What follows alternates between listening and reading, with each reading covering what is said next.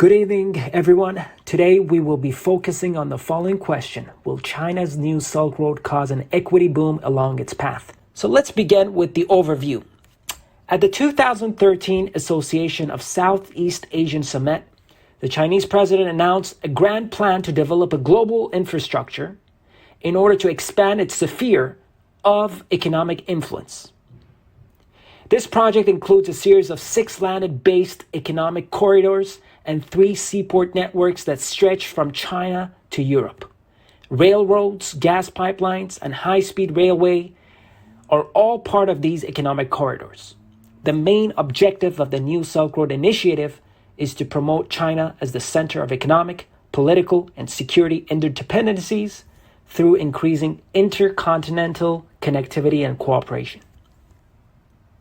How many countries are involved? Well, according to BRI official website, China's New Silk Road project has engaged 138 countries and 30 international organizations. This information, however, is inaccurate and not legally binding. Other recent articles state that between 75 to 80 countries are involved in this project. What are the aims of the China's New Silk Road? Well, through this initiative, China not only aims to boost its domestic growth, but also invest in other nations as a form of economic diplomacy. Now, to elaborate on this, creating extra trade routes can help China redirect international flows and avoid increasing tariffs imposed by Western countries such as the United States. Moreover, this network growth has the potential to dramatically extend the international usage of the Chinese yuan and weaken the dominance of the USD. Where does the New Silk Road funding come from? The funding comes from the policy lenders who make loan choices and based on presidential and geostrategic factors. This group includes the China Development Bank and the China Export-Import Bank, both of which have pledged more than 1 trillion USD. Now, let's take a look at the expected impact this initiative may have on financial institutions. China's second largest bank, China Construction Bank, has been using an offshore and onshore investors to raise 15 billion USD for the New Silk Road Initiative. Now, aside from this, several other significant financial institutions have raised tens of billions of dollars, including the Agricultural Bank of China and the Industrial and Commercial Bank of China. Now, despite these efforts, Dr. Xu Chenggang, an economics professor at Beijing's Cheung-Kong Graduate School of Business, believes that if this initiative fails, the government will be left with hundreds of billions of dollars in non-performing loans. He further stresses concerns by saying the consequences could be harmful not only for China, but also for the global financial system. Now, here's why. First, according to Dr. Xu, these loans are being given to governments in high-risk countries to help them finance high-risk infrastructure projects. He further claims that if private corporations undertook these initiatives, it would not be the major concern because they are well aware of the consequences. However, in this case, it is essentially about intergovernmental ties and government-to-government loans. Second, he described the issue as being the root cause to a phenomenon called soft budget constraints. Soft budget limitations allude to the belief that state-owned businesses will not be permitted to go bankrupt if they become insolvent because the government has a financial stake in keeping them afloat. As a result, a country with a high soft budget restrictions and a large number of insolvent enterprises may have difficulty obtaining financing, which could have a global financial consequences. In this case, it can be claimed that it is a major concern where state ownership has traditionally been high, especially after decades of economic reforms. Last, according to the Institute of International Finance, China's debt to gross domestic product ratio has surpassed 300% in June 2018, a figure that was reached even before the country began lending additional funds to foreign governments. Additionally, the countries that are involved in this initiative are among the world's most politically, economically, and commercially unstable developing nations. Therefore, these projects pose a large risk of non-performing credit and a high likelihood of default. Are national or regional governments better or worse off? China believes that this is a win-win collaboration for everyone because it helps to develop the economies of the countries involved. However, research shows that this assertion is not entirely true and that there are certain drawbacks, at least for some emerging countries. Developing countries involved have fallen in China's debt trap. For emerging countries, money is required and China has plenty of it. As a result, China is willing to lend billions of dollars to developing countries in exchange for a high interest rate on loans to build infrastructure. Nonetheless, it is very likely that the majority of these countries will be unable to fulfill their obligations and repay their debts. They need infrastructure development and China's money is very tempting. As a result of this process, developing countries will lose control over their own territory, leading to colonial invasion. Now, with 2/3 of the EU member states officially accepting China as a formal partner, China's position in Europe is growing. This expanding footprint began during the financial crisis when countries refused to invest in Greece. But China saw an opportunity and purchased interest in the Piraeus port. The Greek Dock Workers Union is still struggling to accept that the port no longer belongs to Greece. Right now, Europe is divided between those who favor this project and those who oppose it. However, the outcome for China is slightly different. China will be able to fulfill a long-held ambition of becoming the center of global trade. The New Silk Road has been viewed as a way for China to productively use its enormous $3 trillion capital reserves and also internationalize the Chinese yuan. Let's look at the impact on the financial markets.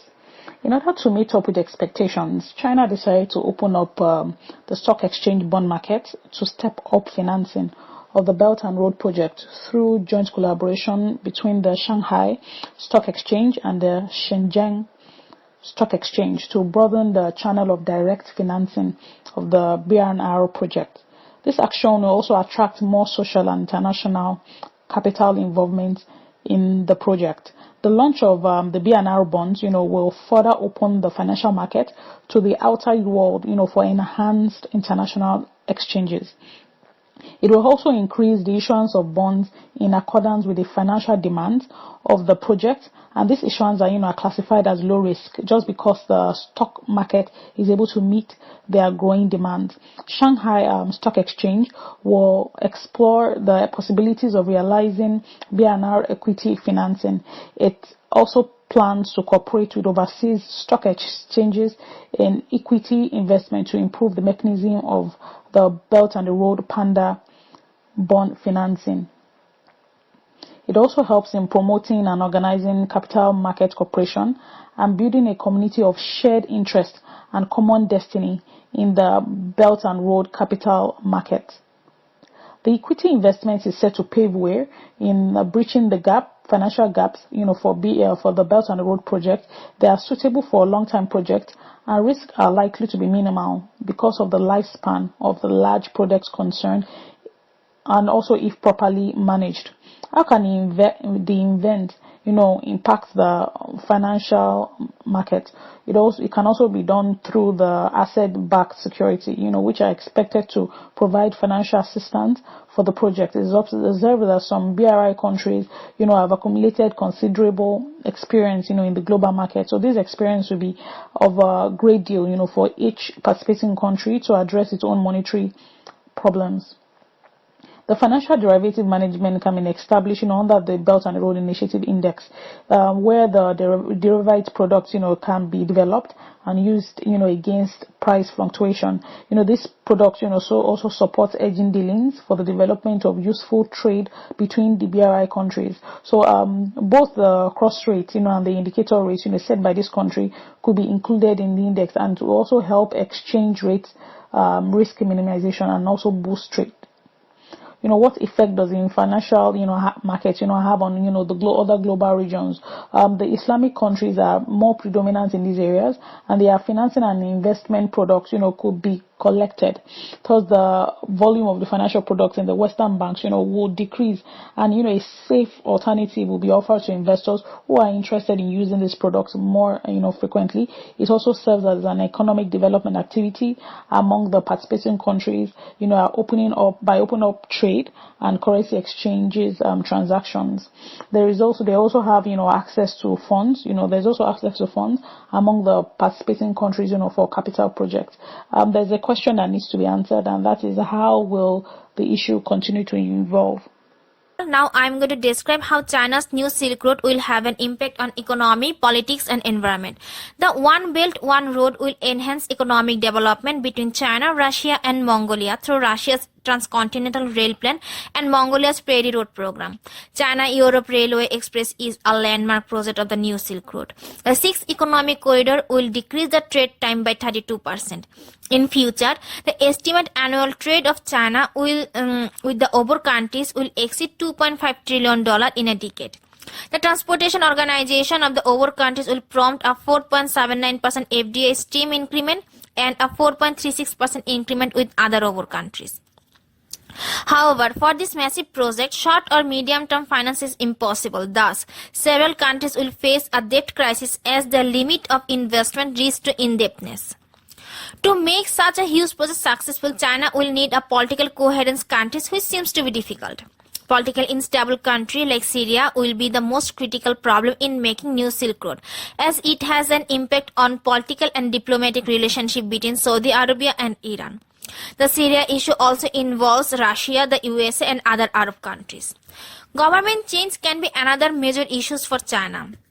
For example, the newly appointed Sri Lankan government suspended the US $1.4 billion port project, which was agreed upon by the previous government because of various irregularities, including lack of proper permit and approval. India opposes China-Pakistan corridor because the road will pass through the Gilgit-Baltistan, which is a disputed area between India and Pakistan. New Silk Road will have a negative impact on environment and biodiversity. Southeast Asia has 4 of the world's 34 biodiversity hotspots. According to World Wildlife Fund, the Obor corridor will overlap with the range of 265 threatened species, 39 critically endangered and 81 endangered species. In addition, because of transportation infrastructure mining, China planned coal industries in other countries like Pakistan and Egypt, which will increase the global temperature by 2 degrees Celsius in future. The massive use of water and unreliable supply due to vanishing glacier will cause the water shortage in Tajikistan, Kyrgyzstan and Uzbekistan. That's all for me. The next part will be described by Akwam. Hi everyone, my name is Akwam and I'll be speaking on lessons to be learned and changes to be made about the Silk Road. Here, the People's Republic of China broadly embarked on this era which came to be known as reform and opening, where it observed and tried to learn from the world around it. Here, the most obvious outcome is the economic growth that the importation of new ideas and processes brought to China. Now, the first lesson to be drawn is the position of China in the development ladder. Even though the Asian Infrastructure Investment Bank is the one vehicle by which China has tried in the past few years to undertake this transformation, we also know that China is a country that has successfully built perhaps more logistic infrastructure than any other in the history of humanity, and it certainly has the ability now to convey lessons on this to others. Furthermore, in the era of the Belt and Road Initiative, all of us, not just China and the Chinese, are in an era of great learning. Additionally, the Belt and Road Initiative originated in China, but it belongs to the world. It is rooted in history, but oriented towards the future. It is a process of inclusive and common development, not an exclusionary bloc or a China club, and we should also understand and learn that it upholds the principles of extensive consultation, joint contribution, and shared benefit. Finally, we think there should be a change in Europe's understanding perspective. Europe should be interested in the ways in which China builds infrastructure and in some of its increasingly innovative technology, which after all underpins the digital belt and road. The issue now is the need for better quality dialogue on how best to identify these areas of mutual complementarity. The mindset of simply seeing the Belt Road and the Belt Road Initiative as too large or too ambitious and risky, spearheaded by ideas which are too unique to China, should be erased, as this could lead to missing a huge opportunity to gain better knowledge of where and how China's developmental model may be useful to the rest of the world. Therefore, we should take caution and embrace the idea and its aspiration. Thank you.